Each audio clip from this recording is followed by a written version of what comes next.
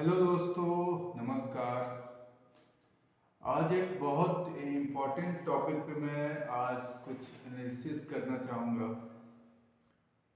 आज का टॉपिक है आसिर मुनीर को न्यूक्लियर बटन देना। मैंने कुछ दिन पहले, कुछ सप्ताह पहले एक एनालिसिस किया था ये सर्किट को लेकर।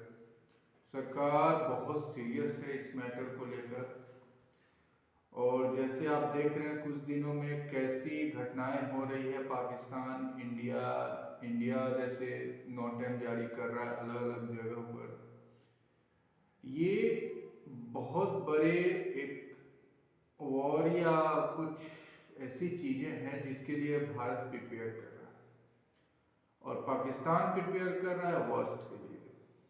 और आसिर मुनीर को अगर आप न्यूक्लियर बटन दे दें या सारे अथॉरिटीज़ दे दें, तो आप इसके मायने समझ सकते हैं कि पाकिस्तान की मानसिकता क्या है, वो कहाँ तक सोच रहा है, और भारत उस सिचुएशन को कैसे टैकल करेगा, कैसे क्या करेगा, उसके बारे में सोच रहा है। अगर कभी ऐसी सिचुएशन आती है, कुछ वर्स्ट सिचुएशन आता है, तो कैसे हमें 2.5 और 3 फ्रंट पर लड़ना होगा, इसका प्रिपेयर भारत कर रहा है।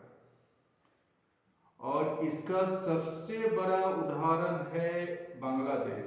बांग्लादेश को I think Pakistan as a proxy use करने की कोशिश करेगा। जिस तरह से लीडरशिप दिख रही है, आईएसआई का मूवमेंट दिख रहा है बांग्लादेश में, तो ये ज़्यादा 80 to 90% है एज ए प्रॉक्सी।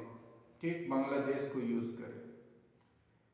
और नेक्स्ट है कि आसिर मुनीर का जो एक न्यूक्लियर बटन मिला है, तो इसका क्या इम्प्लीकेशंस हो सकते हैं। इसका बस यही इम्प्लीकेशन है, Pakistan is prepare for the worst. मतलब वो एक तरह से धमकी है, या अगर आप मुझ पे वॉर कीजिएगा हम न्यूक्लियर बटन, ये तो शुरू से उनका है कि हम न्यूक्लियर बटन दबा देंगे।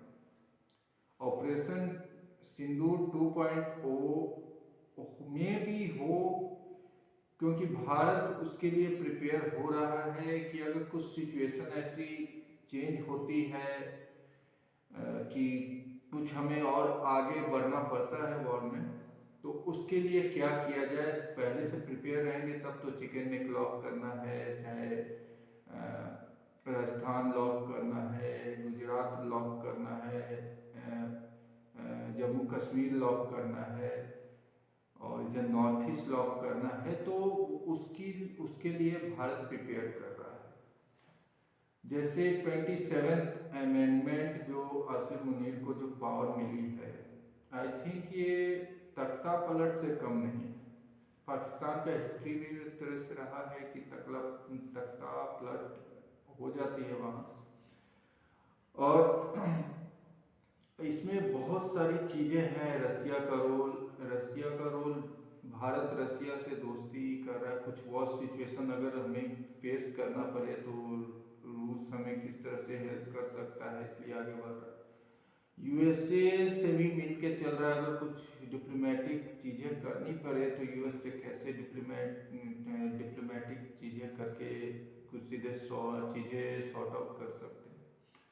तो होप ये एनालिसिस आपको सही लगा होगा। मैं चाहता हूँ कि हर कोई अवेयर रहे, प्रिपेयर रहे, और वर्स्ट सिचुएशन अगर आता है तो हमें एक दूसरे से मिलजुल के रहना है। एक दूसरे से एकता में ही शक्ति है।